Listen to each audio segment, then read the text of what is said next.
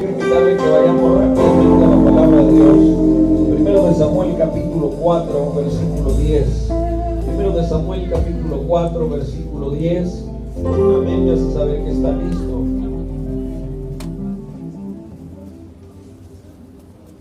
Por favor, hermano, compartan la palabra de Dios con los amigos que nos acompañan. No sé si estén viendo en pantalla también la cita. ¿Estamos ahí, hermanos? Dice así la bendita palabra del Señor. Primero de Samuel capítulo 4 versículo 10 en adelante. Yo le invito a que usted me siga con su mirada. Pelearon pues los filisteos e Israel fue vencido, y huyeron cada cual a sus tiendas, y fue hecha muy grande mortandad, pues cayeron de Israel 30,000 hombres de a pie. Y el arca de Dios fue tomada, y muertos los dos hijos de Elí, Ofni y Fines. Y corriendo de la batalla un hombre de Benjamín llegó el mismo día a Silo, rotos sus vestidos y tierra sobre su cabeza. Y cuando llegó, he aquí que Elí estaba sentado en una silla vigilando junto al camino, porque su corazón estaba temblando por causa del arca de Dios. Llegado pues aquel hombre a la ciudad y dadas las nuevas, toda la ciudad gritó. Cuando Elí oyó el estruendo de la gritería, dijo: ¿qué estruendo de alboroto es este? Y aquel hombre vino a prisa y dio las nuevas a Elí. Era ya Elí de 98 años y sus ojos se habían oscurecido, de modo que no podía ver. Dijo pues aquel hombre a Elí: yo vengo de la batalla, he escapado hoy del combate. Y Elí dijo: ¿qué ha acontecido? Y el mensajero respondió diciendo: Israel huyó delante de los filisteos, y también fue hecha gran mortandad en el pueblo. Y también tus dos hijos, Ofni y Fines, fueron muertos, y el arca de Dios ha sido tomada. Y aconteció que cuando él hizo mención del arca de Dios, Elí cayó hacia atrás de la silla, al lado de la puerta, y se desnucó y murió, porque era hombre viejo y pesado, y había juzgado a Israel 40 años. Y su nuera, la mujer de Fines, que estaba encinta, cercana al alumbramiento, oyendo el rumor que el arca de Dios había sido tomada, y muerto su suegro y su marido, se inclinó y dio a luz, porque le sobrevinieron sus dolores de repente. Y al tiempo que moría, le decían las que estaban junto a ella: no tengas temor, porque has dado a luz un hijo. Mas ella no respondió ni se dio por entendida. Y llamó al niño Icabod, diga conmigo, Icabod, diciendo: traspasada es la gloria de Israel por haber sido tomada el arca de Dios, y por la muerte de su suegro y de su marido. Dijo pues: traspasada es la gloria de Israel porque ha sido tomada el arca de Dios. Oramos. Padre Celestial, estamos delante de tu bendita presencia, Señor. Yo vengo reconociendo, Señor, que sin ti no soy nada, que sin ti nada podemos hacer. Señor, este día anhelo ver tu gloria sobre mi vida y sobre este pueblo. Señor, estamos necesitados de tu gloria. Estamos necesitados, Señor, de tu unción divina. Señor, que tu gloria vuelva sobre tu casa, que tu gloria vuelva sobre tu iglesia, sobre aquellos que han sido llamados por hijos, Señor. Hoy te pido que cada corazón reciba esta palabra, y que esta palabra, como espada de dos filos, rompa, reviente, Señor, todo aquello que está impidiendo un cambio genuino. Señor, que rompa todo pecado, toda inmundicia, todo lo que a ti no te agrada, y podamos volver, Señor, a ese avivamiento, a ese mover de tu Espíritu Santo. En el nombre de Jesús declaramos un vallado de ángeles cubriendo este lugar santo, en el nombre poderoso de Jesús. Y el pueblo dice: ocupe su lugar, hermano, en el nombre del Señor.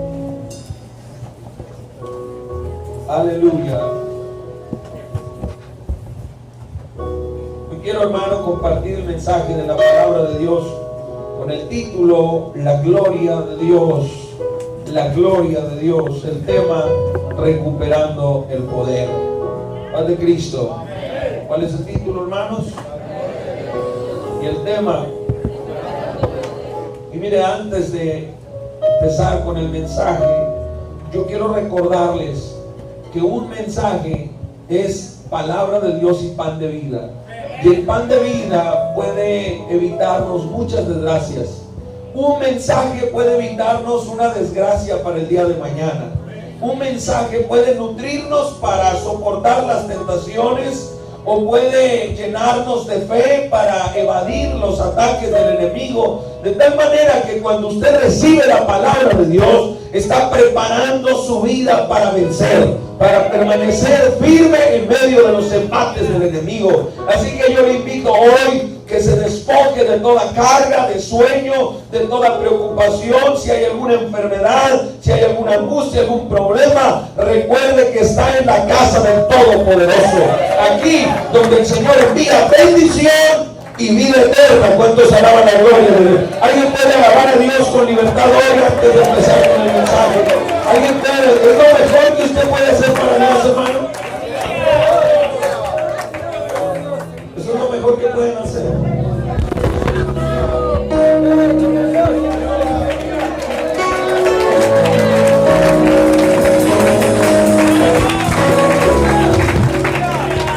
¿Sabe, hermano? Es lamentable que yo veo gente en un partido de fútbol donde hay, no sé si son 12 de un lado, 11 y 11, como locos tras de una pelota, y veo todo un estadio enardecido, gritando, brincando. Son capaces hasta de matarse por un partido de fútbol, por una bola que a final de cuentas yo no sé si alguien reciba algún donativo de unos 50,000 pesos o 1,000 pesos o 500 pesos por ir a un partido de fútbol, y dicen es mi partido, y porto la camiseta, y algunos traen la camiseta y con mucho orgullo. Pero cuando se trata de Dios, del que nos bendice todos los días, del que nos libra del mal, del que nos guarda, el que nos sana de toda enfermedad, el que restaura nuestras heridas, como que nos falta euforia, ¿no se le hace, hermano? Como que se nos olvida a quién es a quien debemos toda la gloria, la honra y la alabanza. El único que la merece no es un partido, no es un equipo de fútbol, no es un buen jugador, no es un buen mediador de voz, es el Dios, el mediador de todas las batallas de mi vida, el que le dio la conquista a Israel sobre la tierra prometida, y el que nos ha ofrecido darnos vida. Alguien puede alabar a Dios. Después que uno puede empezar a predicar sin que usted se conecte de verdad con la gloria de Dios, porque no quiero traer un mensaje vacío, porque no quiero traer una palabra más o entretener su vida. Quiero sacudirle bajo el poder del Espíritu Santo en esta hora. Están los que juegan fútbol así. Ojalá si estuvieran en sus partidos, hermanos. La gloria de Dios. Si voy a hablar de la gloria de Dios, quiero invitarle a que se despierte. Si voy a hablar de la gloria de Dios, gócese, mi hermano Ronald. Gócese, hermano, gócese. Gócese que aunque no es un partido de fútbol aquí, en la casa de Dios. A veces los pastores somos puestos como azote de muchos. Pero si alguien obedeciera a los pastores, no caerían tantas desgracias. Hay gente ahora mismo que está en un panteón, o está en un hospital, o está su matrimonio destruido. ¿Saben por qué? Por burlones.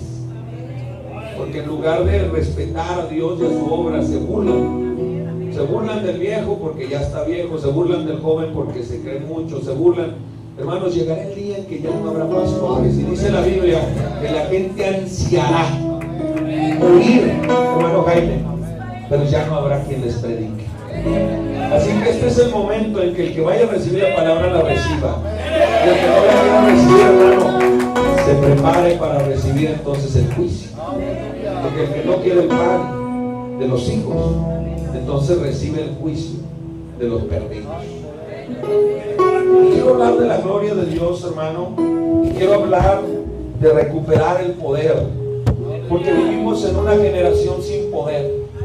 Vivimos en una generación donde los limitantes de la vida nos han encadenado al ritmo al que el mundo quiere que caminemos.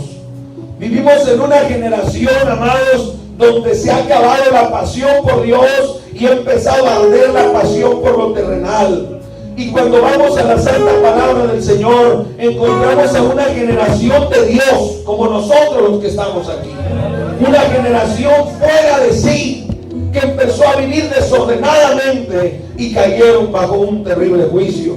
Y comienzo hablando sobre el arca del pacto. ¿Qué era el arca del pacto? Era una caja rectangular revestida con oro puro, representando la naturaleza divina otorgada a la iglesia glorificada. Contenía las 2 tablas de la ley de Moisés, las tablas donde estaban los 10 mandamientos. Contenía la vara de Aarón que había reverdecido, y contenía la urna de oro que contenía dentro el maná de Dios. Esa era el arca del pacto. Y en ella, hermano, se glorificaba la presencia de Dios. En ella, hermano, se escuchaba la voz del Señor hablándole al pueblo de Israel a través de su siervo Moisés. En el arca del pacto estaba manifestada la presencia de Dios literal en medio del pueblo. Así que cuando el arca del pacto es establecida por Dios a través de Moisés en medio del pueblo de Israel, era un momento de gloria, porque ahora el pueblo podía acudir frente a aquel lugar maravilloso con su líder Moisés para recibir respuesta de Dios en medio de sus crisis. Llega un momento en que el arca de Dios es tomada, es sustraída en medio de una batalla, es robada. Cuando vamos a las Santas Escrituras, encontramos en el capítulo 3, desde el capítulo 2 del 1 de Samuel, una advertencia clara, Padre Cristo, como la advertencia que yo le hago a alguien aquí. Una advertencia real de que el juicio de Dios viene, de que el desamparo de Dios viene para aquellos que no se arrepienten. Así el Señor habló a Elí, al sacerdote que estaba sobre Israel, y él no quiso creer. Elí escuchó el mensaje de parte de Dios por el pecado que había en medio del pueblo, por el desorden que se había generado aún dentro de la casa de Dios, del pueblo, de la familia de Dios. Y Elí escuchó solamente pasivo el mensaje que vino de parte de Dios. Tu pecado y el pecado de tus hijos, el pecado tuyo como padre por permitir que tus hijos hagan lo que quieran, para que pequen, para que vayan, entren y salgan en su vida sin acordarse que hay un Dios que mira el pecado, sin acordarse que hay mandamientos que cumplir, sin acordarse que hay un Dios que es santo y que el que no vive en santidad no podrá ver la gloria de Dios. Todo eso estaba siendo referido por el siervo que fue a profetizarle al sacerdote de Dios. Pero Elí se descuidó. Elí olvidó su compromiso delante de Dios de dirigir primero a sus hijos y luego a la casa de Israel. Y aunque sus hijos, Ofni y Fines, eran sacerdotes también juntamente con su padre, cayeron en pecado, y por cuanto la familia sacerdotal pecó, todos los pastores de Israel permitieron el pecado sobre sus rebaños. Llega el momento en que se levanta en guerra el pueblo filisteo contra el pueblo de Israel, y dice la palabra del Señor que se encrudeció la batalla. Y el pueblo de Israel creía, hermano Jaime, que por tener el arca del pacto con ellos, el pueblo de Israel creía que el arca del pacto estaba ahí para darles el poder frente a cualquier situación, porque el arca era poder. Pero llega un momento en que Dios decide apartar su gloria de las batallas de Israel. Así como a muchos hermanos Dios les aparta su gloria para que no hagan más todo aquello que antes disfrutaban, los que conquistaban económicamente empresas, los que hacían grandes estudios científicos y que antes tenían temor de Dios, y ahora la gloria de Dios se apartó de ellos y terminaron como locos en los manicomios, hospitales psiquiátricos. La gloria de Dios no peleó más con ellos, porque en algún momento se apartaron de la verdad de Dios. Y llega el momento en que en medio de la batalla empiezan a caer los hombres del pueblo de Dios. Empiezan a morir los israelitas bajo el filo de la espada de los filisteos. Y como si fuese poco, al encrudecerse la batalla, van los filisteos y toman el arca del pacto y se la llevan de ese lugar, y dejaron al pueblo sumido en gran dolor y tristeza. No solamente eran 30,000 muertes, ahora la gloria de Dios había abandonado a Israel. Cuando llega la noticia, Elí, sus hijos como sacerdotes tenían que andar en la batalla. De hecho, Elí también debió andar en la batalla, pero por sus 98 años, su ceguera y su sobrepeso se quedó en el lugar de Israel. Pero al venir uno, dice que llegó con sus ropas rotas, con tierra sobre su cabeza y con un rostro de angustia, y le dijo a Elí: nos han vencido en la batalla, tus 2 hijos han muerto y 30,000 hombres han perdido la vida. Pero eso no es lo más grave. El arca del pacto ha sido robada por los filisteos. Cuando Elí escucha que el arca del pacto fue robada, mucho más angustia que decir que sus hijos acababan de morir. Cuando él escucha que el arca del pacto fue robada, dice la palabra que Elí cayó sobre su espalda y se desnudó.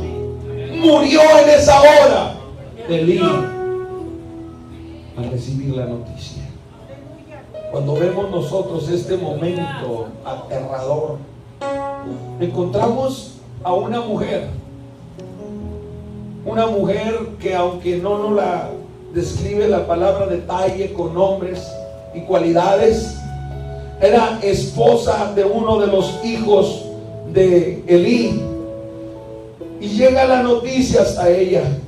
Y esta mujer, al estar en aquel lugar de dolor, días después, cuando traen a los 30,000 muertos, cuando hay aquel funeral masivo, 30,000 ataúdes con cuerpos de seres queridos, muchas mujeres viudas, muchos hijos huérfanos, muchos padres con sus hijos en los ataúdes, 30,000 de ellos tan solo por descuidar la gloria de Dios.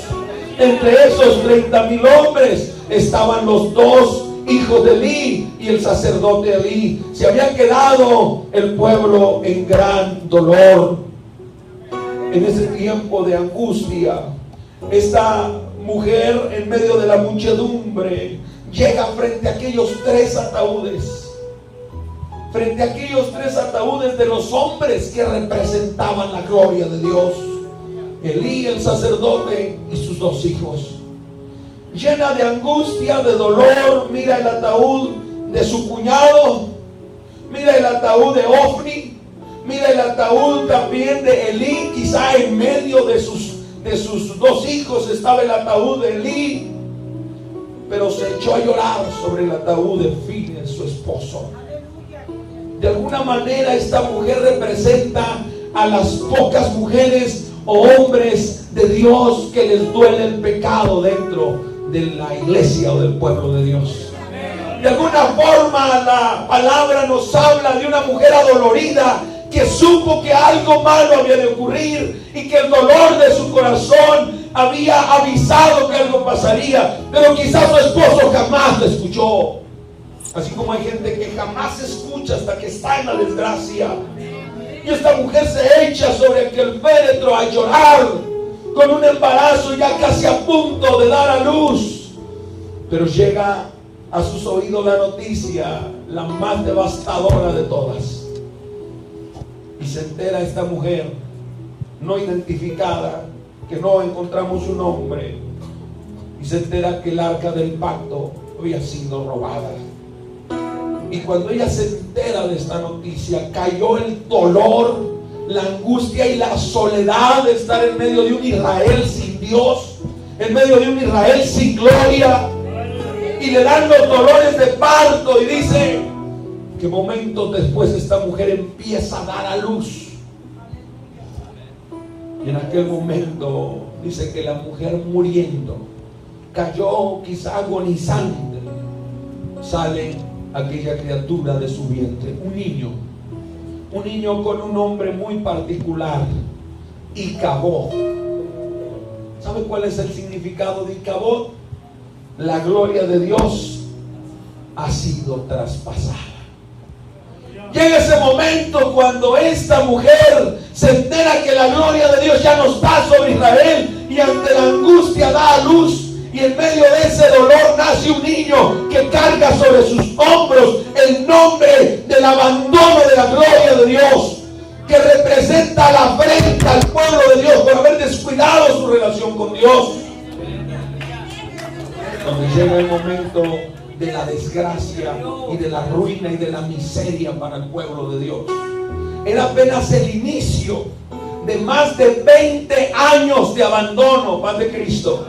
Era apenas el inicio de más de 20 años sin arca del pacto, de más de 20 años sin gloria de Dios. ¿Alguien cree que por un error la gloria de Dios se va a ir media hora o una hora, y que va a arrepentirse, va a hacer 2 ayunos de 5 horas y luego va a hacer algunas lágrimas en una oración y Dios le va a perdonar? Pero quizá a alguien lo desampare la gloria de Dios por muchos años, o quizá para toda la vida.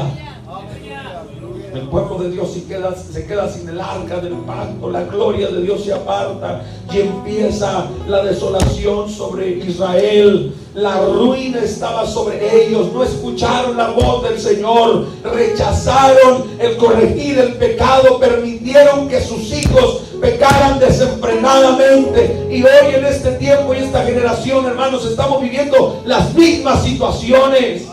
¿Sabe? El sacerdote representa al padre de familia. El sacerdote representa al jefe del hogar. No es la mujer, es el varón quien fue instituido como sacerdote del hogar. Pero hay muchos sacerdotes que han permitido el pecado en sus hijos, que han permitido que ellos hagan con sus vidas como quieran, que deshonren a Dios y que deshonren su obra. Y algunos padres hasta se basan en decir: mi hijo no es cristiano, aunque haya sido presentado en el altar del Señor. Llega un momento en que nosotros empezamos a generar la desgracia. Nosotros empezamos a permitir el anatema. Toda esta maldición cayó por permitir la blasfemia dentro del pueblo de Dios, por permitir la desgracia. ¿Sabe, hermano? Vivimos en un tiempo donde ya no se pone a prueba a nadie. Dígame cuándo oyó usted la última prueba de alguien. Y si a alguien se le pone a prueba, ya decide mejor irse al mundo, o ya se cambia de iglesia para que ya nadie lo moleste. Se ha acabado la corrección dentro del pueblo. Se ha empezado a permitir el pecado. Ya cada quien viste, habla, camina y hace lo que quiere. Cuando nosotros vamos a la constitución de la iglesia, 3 faltas, hermano, eran ameritorias a prueba. Una más, prueba indefinida. Lean la constitución de la iglesia. Pero saben, se nos olvida cuando la palabra dice que vayamos a las sendas antiguas. Mucha gente se ha olvidado que Dios, así como es amor, también es fuego consumidor. Y cuando alguien mete a la casa de Dios o al templo del Espíritu Santo anatema y maldición, quizá Dios lo desampare, quizá la gloria de Dios se aparte. Si alguna vez la gloria de Dios ha estado en tu vida, preocúpate por mantener encendido ese fuego en tu vida, porque si ese fuego se va, quedarás desamparado ante los enemigos de tu alma. Hoy vemos a muchas familias destruidas, hermanos, por todas esas ofertas del mundo que nosotros mismos metemos, el anatema en nuestra casa.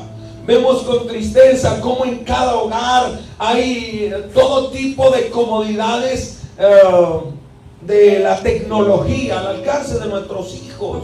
Vemos padres de familia que meten las redes de internet a su casa, meten cable, meten pornografía, meten pecado. Hay una familia que tiene un hijo que de niño predicaba, y ese niño ganaba almas siendo apenas un niño. Creció y siendo un adolescente era todo un predicador, pero se fue a los Estados Unidos y empezó a meterse al internet para conocer más de los secretos del reino. Y terminó al día de hoy haciéndose hechicero. En su casa guarda rollos de satanismo, la Biblia satánica y sabe cuánta basura. Y ese muchacho ahora mismo está mal del cerebro, siendo un niño que nació. Y usted viera a su familia, qué buena familia es. Nosotros vamos dejando que los hijos hagan. Y si un hijo peca, si un hijo fornica, si un hijo hace algo incorrecto, nosotros como padres peleamos con el pastor, peleamos con los hermanos, peleamos con quien sea para que nadie señale el pecado de sus hijos, como si pudiéramos levantar la mano y detener el dedo de Dios que está señalando el pecado de alguien, como si pudiéramos detener la ira de Dios cuando se enciende contra nuestra vida. Y yo quiero recordarle algo, hermano: el hombre es polvo, y en el momento en que Dios lo desampara, el diablo puede pasar y soplar sobre ese polvo y destruirlo en un momento. Si alguien comprendiera el dolor de Dios al ver a su pueblo vendido a una sociedad corrupta y enferma, donde cada día se están ofertando nuevas estrategias malignas para destruir las familias. Lo he dicho muchas veces, hermano, desde que las redes sociales se han aumentado sobre la sociedad, sobre el mundo entero, han aumentado también los divorcios. Hay muchos matrimonios que están viviendo en adulterio cibernético y nadie lo sabe. El esposo le sonríe a la esposa y parece que todo está bien. Y algunos hasta dicen, desde que existe tal o cual red social, resulta de que llevamos mejor nuestra, ya no peleamos, ya no pelean porque no tienen tiempo ni siquiera de hablar, porque gastan horas metidos en redes hablando con gente que ni siquiera conocen, y muchos de ellos son satánicos, adoradores de la muerte, hechiceros, gente que vino de parte del diablo a destruir lo que Dios ha formado en esta tierra, que es su santa iglesia apostólica de la fe en Jesucristo. Jovencitos con un cáncer moral, donde a cortas edades estamos viendo noticias devastadoras. Esta semana vimos una noticia brutal. Un hijo de cierta familia de 13 años asesina a su hermano de 16. ¿Cómo llegarías a tu casa? ¿Burlón? ¿Llegaría burlón? Sí, al ver tu hijo con el cuchillo clavado, y luego ¿quién lo mató? Tu otro hijo. Uno al panteón y el otro a la cárcel. ¿Sabe cómo corregía Nehemías al pueblo? ¿Sí saben cómo, hermanos? Los cacheteaba, les arrancaba los cabellos, los... Aleluya, gloria a Dios. No los agarraba a besos. Ay, no, el pastor dijo muy duro. Ay, ay. Como si Satanás lo trajera en un lecho de algodón, aquí haciéndole nene. No, yo no corrijo a mi hijo porque, yo lo he dicho muchas veces, curioso, pero ahorita, no le pega al niño, no lo corrija porque la policía se lo lleva. Qué curioso, cuando está grande ellos le dan con una macana, con una chicharra, con una pistola, lo matan, lo trozan, lo tiran, lo encierran, pero yo a mi hijo no le puedo dar en las pompas una nalgada porque me llevan. Si me van a llevar, que me lleven a la hora que quieran, pero mi casa y yo serviremos a Jehová. Ese es mi compromiso, ese es mi idea. Una de las grandes cargas que me estableció mi padre de manera involuntaria mía y voluntaria de él, fue el nombre de ese hombre que fue tan mal padre. Una de las cosas que detesto de mi vida es mi nombre. No me lo cambio porque no quiero problemas. Después van a decir, ¿de quién es hijo ese? Pues de Eli. ¿Y usted cómo se llama? Pues Samuel. Caray, ¿qué pasó, hermano? Paz de Cristo.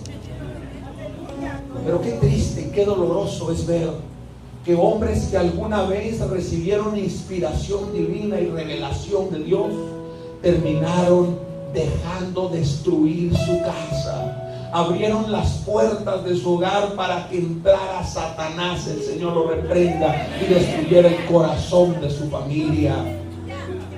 ¿Sabe, hermano? Es triste cuando nosotros tenemos que escuchar noticias terribles. Muchachitos que van y fornican y luego se levantan las familias a pelear unos contra otros, defendiendo a sus hijos como si fueran unas blancas palomas. Ya el pastor no puede decir nada, mucho menos tocar en el sermón algo de lo que mi hijo haya hecho esta semana, aunque el pastor ni siquiera sepa y Dios lo esté revelando. Si toca algún punto sensible de tal o cual familia, ¿cuánto más si son familias pudientes? Yo quiero decirle que delante de Dios no hay nadie pudiente, porque Él es el Señor, Él es el Rey, y Él es el que nace grande a quien Él quiere. Pero si Él quiere, puede mandar a mendigar al más pudiente de esta tierra. En cierta ciudad había un hombre empresario, multimillonario, estrenaba trocas del año cada año. Metía troca y sacaba sus camionetas del año, riqueza, casa. Y era un hombre soberbio, altanero, lastimaba, ofendía, veía nada a los pobres. Y llegó el momento en que su cabeza empezó a estar mal, perdió el entendimiento. Su esposa lo echó a la calle y se quedó con todo el dinero y las empresas. Y hasta el día de hoy usted lo ve por las calles en cierta ciudad, sin cabello, con la ropa rota y comiendo de los tambos de basura. Y apenas tendrá unos 39 años. Cuando la gloria de Dios se va y cuando la ira de Dios se enciende, caerán multitudes. ¿Sabe, hermano? Cuando yo veo al pueblo de Israel, un pueblo que vio la gloria de Dios en las 10 plagas en Egipto, un pueblo que vio con sus propios ojos, no se los contaron, morir a los primogénitos de Egipto, pero donde estaba la sangre del cordero, el ángel de la muerte pasó y no pudo entrar. Ellos pudieron ver la mano del Dios que da la vida, del que pelea nuestras batallas. Ellos pudieron ver también una antorcha de fuego puesta entre ellos y sus enemigos. Vieron una nube de día. Estando en un desierto, hermano Jaime, más de 3 millones de personas, ¿de qué tamaño sería la nube que los cubría? ¿Qué espesor tendría para que ni un rayo de sol quemara sus cuerpos o debilitara su fortaleza al caminar? Ropa creciendo, un mar rojo abrirse en dos, pasar ellos en seco y matar a sus enemigos esas olas, beber agua de una roca, maná del cielo, carne. Cuántas maravillas le hizo el Señor. Pero cuando entraron a la tierra prometida, se olvidaron del Señor. Hay muchos que hemos entrado a la tierra prometida. Hay muchos que hemos entrado donde fluye leche y miel. Hay muchos que han sido sanados de cáncer, de diabetes, han sido sanados de lupus, han sido sanados de tantas enfermedades. Pero después de pasar el valle de sombra y de muerte, se nos olvida quién nos sacó. Esta semana tuve algunas experiencias muy fuertes. Yo creo que Dios sigue tratando en mi vida. Y a esto me refiero cuando hay que escuchar. El día lunes, aquí por el Boulevard Zaragoza, se accidenta mi esposa. Por cuestión de segundos, no pierden la vida mis hijos. Venía con mis 2 niños en el auto, el carro quedó despedazado. Pero luego a los 3-4 días, hermano Jaime, o sea, haciendo un estudio allí, pues yo no acostumbro estarme checando la glucosa, pero luego me la checo y sale a 201 en ayunas, 201. Y pasé unas 2 horas de una hora y media de angustia. Y en ese momento yo he orado por muchos diabéticos. Yo puedo contarles más de 100 personas que han sido sanas de diabetes por la gloria de Dios y su sangre preciosa. Pero dicen por ahí, no es la misma ver morir que cuando a uno le toca. Cuando veo eso y así como luego dicen, ¿no? Me pasó toda la película de mi vida, que no fue muy larga. Pero luego pensé yo, dije, bueno, ahora en crisis, en problemas, esto, yo, acá, la situación. Dije, Señor, ya, solo una cosa te pido, que me recojas sano. Empecé a orar, me fui a un hospital y adentro del hospital salí y dije, no es el momento. Me devolví, estuve orando, clamando, volví a ir y le dije, Señor, quiero 100 puntos menos en esta mentira de Dios. 100 menos. Y regreso, hermano Jaime, después de algunas horas y estaba 102. ¿Cuántos alaban la gloria? ¿Sabe de qué nos habla eso? De que la gloria de Dios esté con nosotros, de que no se aparte el arca del pacto de mi casa, de que no se aparte de mis hijos la cobertura, pero tengo que hacer yo mi parte. Yo no puedo esperar a que alguien más venga a decirle a mis hijos lo que deben hacer. Es mi trabajo. Cuando yo voy al pueblo de Israel, encuentro un pueblo el más amado de Dios. Yo no sé si nosotros alcancemos a captar esa palabra, el pueblo amado, más amado de Dios. ¿Saben por qué se humanó Jesucristo, hermano? Por el pueblo de Israel. A lo suyo vino, pero los suyos. ¿Y sabe? Cuando ellos rechazaron, se abrió la oportunidad para los gentiles, de los que entramos usted y yo. Somos una rama injertada al arbusto de Israel. Pero hay algo que me angustia acá. Si al pueblo más amado de Dios murieron miles y miles y miles, ¿qué nos espera a nosotros, que somos apenas un injerto? Creemos que Dios siempre va a estar ahí para perdonar. El pueblo y los pastores permitieron el anatema. ¿Qué es anatema? Son las cosas malditas. La palabra anatema significa cosa maldita. ¿Sabe, hermano? Nosotros en nuestras familias hemos permitido cosas malditas. Hemos permitido que nuestras hijas y nuestros hijos se vistan como impíos. Hemos permitido que ellos hablen como impíos y que vean lo que los impíos ven. Si nuestros hijos viven oyendo, caminando, vistiendo, viviendo como ellos, tarde o temprano nosotros mismos estaremos entregando a nuestros hijos en el hocico de león. No podemos nosotros creer que si yo visto a mi hija como niño toda la vida, llegará el momento en que ella aprenda a vestirse sola. No lo hará.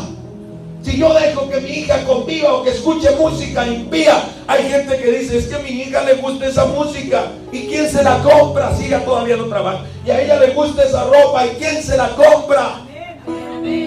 Vivimos en un mundo donde todos los días desaparece gente y en su mayoría son muchachitas y mujeres. ¿Y sabe a qué se debe eso? A una falta de recato en la forma de vestirse. Si la palabra de Dios dice que nuestro cuerpo es templo del Espíritu Santo, deberían los sacerdotes pararse a la puerta y revisar cómo está saliendo su familia para la calle todos los días, no solamente a la iglesia. Es el colmo. Si a la iglesia visten como quieren, imagínense cómo se visten en la calle. Los noviazgos donde ya andan solos los muchachos y luego fornican y dicen, ¿por qué, Dios mío? Porque usted se lo soltó. Y con el cuento de nosotros como padres que tenemos hijas, y es tan buen muchachito. No se le olvide que Satanás era un ángel. Padre Cristo, ¿era o no era ángel? Satanás era un ángel y cayó. Cuando nosotros vemos, hermano, el momento en que la gloria de Dios es robada, la gloria de Dios fue llevada por los filisteos. Los filisteos sabían buscar las fortalezas de Israel. Ellos sabían, los filisteos eran expertos en encontrar las fortalezas de Israel para convertirlas en debilidades. ¿Y a qué me refiero? Cuando nosotros vamos al libro de los Jueces, encontramos al hombre más fuerte que ha existido humanamente, llamado Sansón. Y Dios había hecho pacto ¿con quién? ¿Con Sansón o con sus padres? Padre Cristo, hermano, ¿con quién hizo pacto Dios? Con los padres de Sansón. Dios hizo pacto con los padres y les dejó establecidos los límites, los parámetros de la vida de Sansón. Pero Sansón empezó a pecar entre el pacto que Dios hizo con los padres. Les estableció algunas reglas. La primera regla, jamás debían de cortarle el cabello. La segunda regla, jamás debía tocar un cuerpo muerto. Era nazareo dedicado a Dios. Y tercero, jamás debía casarse con una mujer de otros pueblos. Y las tres cosas las hizo Sansón. Mató un león. Se hizo un enjambre de miel en el cuerpo muerto del león. Y Sansón comió de dentro. No solo lo tocó, comió miel. Así es el diablo. El Señor lo reprende. El diablo va a buscar tus fortalezas y te va a ofrecer miel para romper tus pactos. Hay gente que dice, es que yo tengo tantos problemas con mi esposa, pero esta amiga mía es tan dulce. hay un cuerpo muerto con miel adentro. Paz de Cristo. Jovencitas cristianas que ven miel en un cuerpo muerto. Muchachos pecadores que han tenido desde quizás de los no sé cuántos años relaciones y han hecho y han deshecho con su vida, y nuestros hijos rompiendo sus pactos. Cuando un hijo de un cristiano nace, ese hijo es nazareo, tiene un pacto con el Dios de sus padres, es un hijo dedicado a Dios. Por eso el Salmo primero dice: bienaventurado el varón que no anduvo en consejo de malos, ni estuvo en camino de pecadores, ni en silla de escarnecedores se ha sentado, sino que en la ley de Jehová. ¿Y qué dice? Será como árbol plantado junto a corrientes de aguas, que da su fruto y su hoja, y todo lo que hace. Esos son los pactos del Dios de los cielos. Cuando Sansón rompe sus pactos, termina ciego, termina esclavo y finalmente termina muerto. El pueblo de Israel rompe sus pactos, permite el pecado y el anatema, y es robada la arca del pacto. Pero luego hay algo glorioso acá, hermano. Los filisteos sabían la fortaleza del pueblo de Israel en el arca del pacto. Ellos sabían que de esa arca del pacto venía el poder para las batallas. Ellos sabían que de esa arca del pacto el pueblo de Israel recibía dirección, recibía poder. Pero ellos creyeron, los filisteos, que podían robarse esa gloria y tenerla con ellos. Dice la palabra del Señor que se llevan el arca del pacto y van y la meten los filisteos en el templo de Dagón. El Señor lo reprenda. Y no a Dagón porque es un mono de yeso, pero al diablo que lo representa.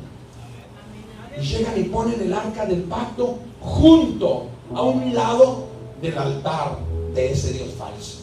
Pero al siguiente día llegan los filisteos al templo, como que a decir: vamos a ver cómo andamos. Tenemos el poder de nuestro Dios falso, pero tenemos el poder de los israelitas. Ahorita, como quien dice, somos los meros a nivel mundial.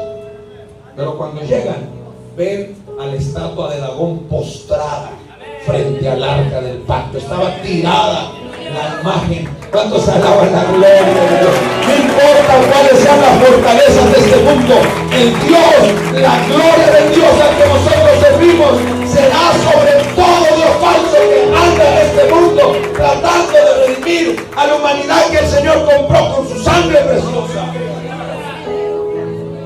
Levantan a su Dios falso, y al siguiente día, cuando llegan y abren, ahora ya no nomás estaba tirado, ahora ya no tenía cabeza y ya no tenía manos. ¿Cuántos alaban la gloria? Quedó solo el tronco del Dios de ellos.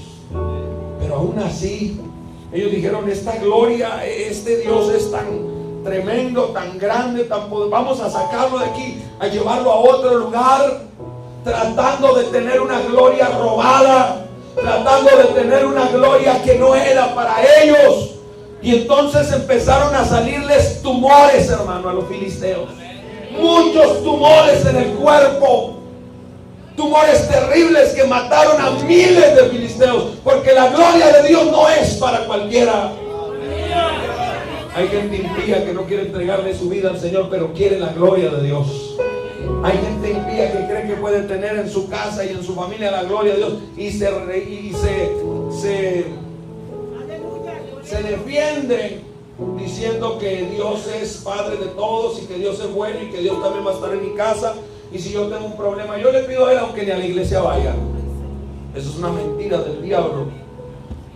Fueron azotados por una plaga de ratas y fueron azotados por tumores de muerte que acabaron con miles de filisteos. Y los filisteos le hablaron a los israelitas, hermano. Oiga, después de haberles matado 30,000 israelitas, los filisteos les hablan y les dicen: oigan, nos estamos muriendo, estamos llenos de tumores, estamos llenos de ratas y no hayamos qué hacer con esto.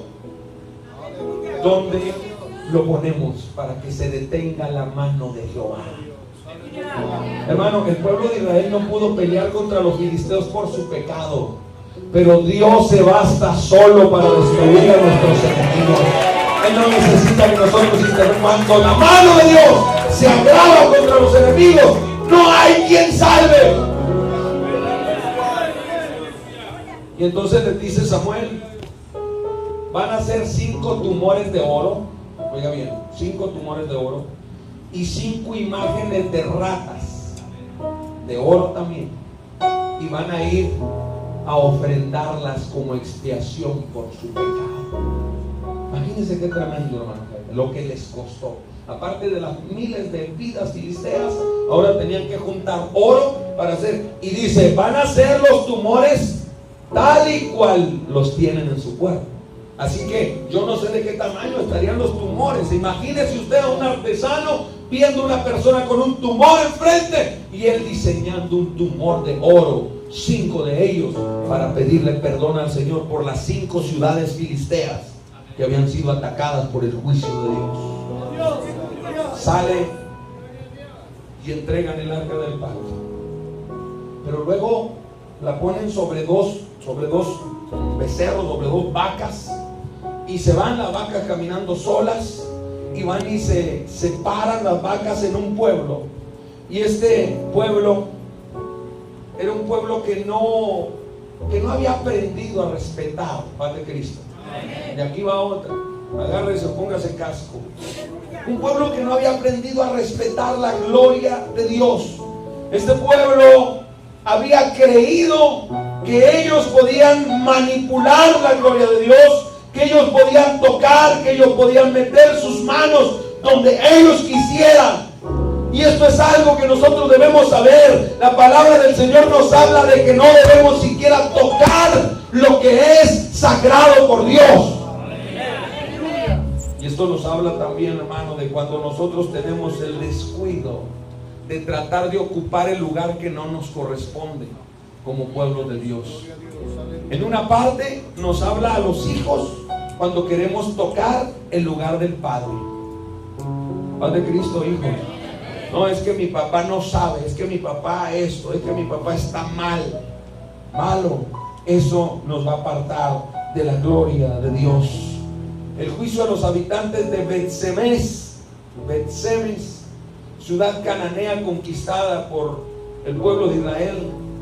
El pueblo de Bet-Semes fue un pueblo que fue conquistado por Israel, pero aunque Israel lo conquistó, uno de los pueblos cananeos, Israel no expulsó al pueblo que estaba allí. Oiga bien, no los expulsó, los dejó allí.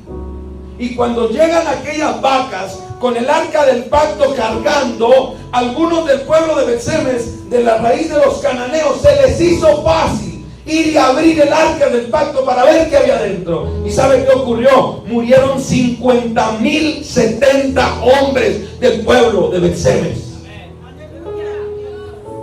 Cuando nosotros oímos esas cifras, se nos hace tan sencillo. Dice: mi vida es valiosa delante de Dios. Hermanos, 50,000 es como ¿cuántas congregaciones de estas enteras? Hermanos universitarios, si aquí habemos 250 o 300, 50,000, como todos los cristianos evangélicos de Ciudad Juárez juntos, solo porque a alguien se le ocurrió abrir y mirar. Así hay mucha gente, hermano, el día de hoy, que cree que puede abrir y mirar donde no debe tocar, y terminan destruidos, terminan muriendo. Ahora dice la palabra del Señor que había gran dolor, mortandad, angustia. Habían muerto 30,000 israelitas frente a los filisteos, pero ahora habían muerto 50,000 frente al arca del pacto. 50,070 para ser exactos. Ahora Israel había perdido 80,070 hombres. Cuánta desgracia viene cuando la gloria de Dios se va. Cuánta desgracia viene. Yo pregunto, ¿cuántas almas han muerto en nuestro país? ¿Cuántas almas están muriendo alrededor del mundo entero? ¿Y sabe por qué? Porque la gloria de Dios está yendo de esta tierra. Ahora nosotros que somos llamados embajadores en nombre de Cristo, que representamos el reino de los cielos, hemos perdido esa gloria. Y esa gloria se ha ido porque hemos nosotros dejado que el anatema se meta dentro de nuestra iglesia. Yo hoy quiero concluir. Este es un mensaje muy apasionante porque nos habla de cómo se recuperó. Pero así como nos habla de la desgracia, de la mortandad y la ruina, también ahí más adelante nos habla de la gloria de Dios en bendición sobre los fieles. Yo espero poderle predicar la otra parte, pero quiero concluir diciendo esto, hermano. ¿Cuántas almas se han perdido habiendo sido miembros de la iglesia del Señor? ¿Y saben por qué se pierden, hermano? Por algunas cosas. Miren, muchos en su casa están despiertos a las 3, 4 de la mañana, 5, viendo internet, viendo películas, viendo novelas, viendo redes sociales, pero en la iglesia siempre están dormidos. Yo quisiera saber si alguien que se duerme en la iglesia, Cristo se lo va a llevar al cielo. ¿Usted qué cree? Alguien que toda la vida está dormido en la iglesia. Es como el río, como el que va a la uni ahí a sacar el doctorado. ¿Cuántos de esos han visto llegar? ¿Ustedes quisieran un doctor así que los opere así? Que estuvo dormido toda la vida en todas sus clases. Y que mire, usted le va a agarrar el esternón y le va a jalar para acá y le va a cortar allá y nada, que lo que le sacó fue el corazón. Es que como suena on y on, esternón y corazón, yo pensé que el corazón y le arrancó el corazón. Paz de Cristo. Habrá Dios que es el esternón, apenas Dios sabe. Pero con ni existe. Menos mal, ya es ganancia. Hermanos, yo pregunto, ¿cuántas cosas hemos dejado entrar en nuestra casa? En nuestros hijos, en nuestro matrimonio o en nuestra propia vida. ¿Saben? El único pecado de Elí fue no estorbar. ¿Qué significa estorbar? Este me estorba para pasar para donde está arriba. Me estorba. Ni siquiera para eso sirve. Hay padres que no estorban a sus hijos. Hay familias que no estorban a los demás familiares. Mire, ahora hay convivios, hay fiestas. Si mi hija decide casarse con un impío, yo voy con mi hija a la iglesia del impío, a la fiesta del impío, me siento entre las cervezas, me siento a aspirar humo de los cigarrillos de los impíos y todo lo de los impíos, porque es mi hija. ¿Sabe cómo se llama eso? Se llama anatema, porque está usted poniendo su vida en el lugar de pecado, porque ha puesto en primer lugar a su hija que a Dios. Padre Cristo. ¿Qué dice el Señor en su palabra? El que ama más, padre, madre, hijos o hermanos o cualquier otra cosa antes, no es digno. No es que se va a agüitar, se va a poner triste, es que es fulano y es que es un empresario y es que sea quien sea. El Dios, el que a mí me salvó, me dijo que no vaya a tocar el anatema ni a sentarme en el lugar de los inicuos. Y no lo voy a hacer, ni mi casa lo va a hacer. Recuerdo un predicador que dijo que había llegado feliz, contento a su casa. Un gran hombre de Dios, un predicador que ganó multitud de almas. Y cuando llegó a su casa, después de haber sido alcohólico, de haber sido tremendo, terrible, llega feliz y sonriente y le dice a su esposa, después de meses de estar separados, este hombre tiene un encuentro con Dios, viene y le dice: el Señor salvó mi vida, yo quiero decirte que Cristo me ha cambiado, me siento tan feliz, soy un hombre nuevo, ya no tengo vicios, ahora vamos a ser felices. Su esposa se quedó seria. No dijo nada, pasó el día. Al siguiente día, muy de mañana, estaban 3 maletas a la puerta de la casa. Y la esposa se levanta por muy temprano y le dice: ¿sabes qué, esposo? Si tú quieres servirle a tu Dios, tomas esas maletas y te me largas de aquí. No tienes esposa y no tienes hijos. Pero si quieres seguir sirviendo a nuestra religión, te puedes quedar. Y entonces él tomó sus maletas y le dijo: me siento en una deuda de vida con Dios. Me retiro con la frente en alto, agradecido con Dios por haberme tenido por digno. Si tú alguna vez quisieras servir al Dios al que yo le sirvo, te invito a que me hables. Y se fue. Esto pudiera ser para alguien la peor de las ideas. ¿Cómo se te ocurre dejar tu familia, dejar tu casa? ¿Sabe? Este varón se fue y se metió en una semana de ayuno. Al cuarto día, por la madrugada, escuchó esa mujer la voz tronante del Señor decirle: te levantas y te entregas o te quito del medio. ¿Sabe qué hizo? Le llamó llorando, entregó su vida, y el pastor, un gran pastor, y su familia, todos predican el evangelio hasta el día de hoy. Es uno de los pastores más reconocidos a nivel mundial. Que por respeto a su testimonio no doy el nombre, eso le toca a él, pero ahí está el testimonio todavía en internet. ¿Qué pasa cuando nosotros o alguno de nuestros hijos le dijo un hijo a un pastor amigo por ahí en Estados Unidos: ¿sabe qué, papá? Nomás quiero decirle que yo me voy de la casa. He cumplido ya mi mayoría de edad, no estoy de acuerdo que me obligues a servir a Dios, no estoy de acuerdo en todo lo que tú me estás tratando de obligar a hacer, así es que yo me voy. O me dejas ser libre o me voy de la casa. Y el hermano le dijo serio: mi hijo, que Dios te bendiga. Yo nací para servir a Dios. El Señor me permitió crecer, me llamó a su ministerio, y antes de que tú nacieras yo ya conocía a Dios. Así que agarra su maleta, amigo, y si usted le estorba a mi Dios, usted me estorba a mí. Dios lo bendiga. Se fue el hijo, hermano Jaime. En cuanto salió de la casa lo asaltaron, le quitaron la ropa, apenas alcanzó a huir cuando en un accidente en el camión que iba se golpeó, fue a dar un hospital, nadie lo reclamó, nadie sabía. Del hospital apenas pudo reaccionar, le dijeron que había un problema grave, y bueno, al punto de la desgracia pudo incorporarse y llegar a su casa todo golpeado. Le dijo: papi, yo quiero la cobertura de Dios sobre mi vida. Me he dado cuenta en solo días que no puedo vivir sin el Dios al que tú me enseñaste a amar. Qué diferente es cuando nosotros dejamos por amor a los hijos el pecado y aborrecimiento a Dios. Porque cuando alguien peca deliberadamente está aborreciendo los reglamentos de Dios. Yo quisiera invitarle en esta hora que usted medite, hermano, ¿por qué la gloria de Dios ha sido traspasada? ¿Sabe?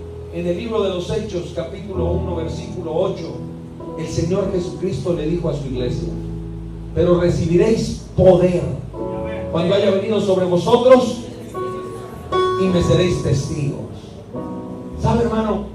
Si usted quiere vivir una vida victoriosa, tiene que preocuparse cada día porque la gloria de Dios esté sobre su vida, esté sobre sus hijos, esté sobre su casa, esté en todo lugar donde usted vaya. Si la gloria de Dios me acompaña, yo seré un hombre bendecido y próspero. Si la gloria de Dios va conmigo por la calle, el ángel de la muerte no me podrá tocar. La destrucción, la miseria, el hambre, la crisis alrededor del mundo no podrá tocarme. ¿Qué dijéramos, hermano Jaime, si fuéramos desafiados no a venir 3 horas a un culto, si fuéramos desafiados a morir por tener una Biblia en nuestra casa? Hay 50 países, alrededor de 50 países, donde es un delito tener una Biblia. 50 países. Y sabe, uno de los lugares más sangrientos donde la palabra del Señor ha llegado con poder es en la China, donde está una de las naciones reconocidas por ser las más ateas del mundo. Ahora es una de las naciones que está llenándose de la gloria del Evangelio de Jesucristo. Yo escuchaba una noticia en el noticiero cristiano muy hermosa, que dice que se juntaron cientos de miles de chinos que creen en Jesucristo a orar durante 24 horas por un mover de Dios. 24 horas. Y no era en turnos, no era de que a ti te toca a la 1, a las 2, a las 3. No. 24 horas, todos adentro de un lugar inmenso, enorme, una bodega cerrada donde nadie supiera, porque si no corrían peligro sus vidas. Pero a alguien estaba prohibido grabar, pero a alguien le dieron permiso de grabar solo con audio. Y quisiera que oyera ese clamor. Yo lo escuché el día de ayer, donde se escucha el clamor y la oración de los chinos. Y aunque no sé su lenguaje, mi espíritu se conectó con su oración. Pude sentir la gloria de Dios, escuchándolos orar con lloro, con lamento, con clamor por su país. Pero sabe, hermano, mientras muchos son asesinados por causa del evangelio, muchos otros les importa poco el tener al Dios del pacto en su corazón. Han perdido muchos el arca del pacto, se ha ido la gloria de Dios, ya no hablan en lengua, ya no sienten su presencia, les da un sueño mortal en cada culto, les molesta todo lo que el pastor les dice, que ni los regañen porque se pierden. Pero al final de cuentas creen que tienen la vida garantizada. Y lo he dicho cientos de veces, hay miles y millones de cristianos que murieron en el Coliseo Romano, que vivieron en catacumbas, hermano. ¿Y qué son las catacumbas? Si alguien sabe cómo trabajan los mineros, pues las catacumbas eran tipo y figura de los hoyos que hacen en las minas para sacar el oro. Pero allá, entre lo más oscuro y terrible del subsuelo allá abajo, allá tenían sus escondites porque los buscaban para matarlos. No vivían en una casa de 2 pisos, no tenían una camioneta de lujo, no tenían mucho dinero en la bolsa, ni comían en los mejores restaurantes. Vivían en un hoyo escondidos, pero creían y servían al Dios de los cielos. Ellos sabían que su morada estaba en el cielo, que lo que hay en esta tierra era pasajero, y que lo que de veras valía la pena era asegurar su lugar en el reino de los cielos. Yo quiero invitarle a que se ponga en sus pies. Y yo creo que este día es un día especial para buscar que vuelva el arca del pacto a nuestra casa, que vuelva la gloria de Dios a nuestras familias, que vuelva la gloria de Dios que se ha ido por nuestro pecado. Yo no sé si hay alguien que sea muy sincero delante de Dios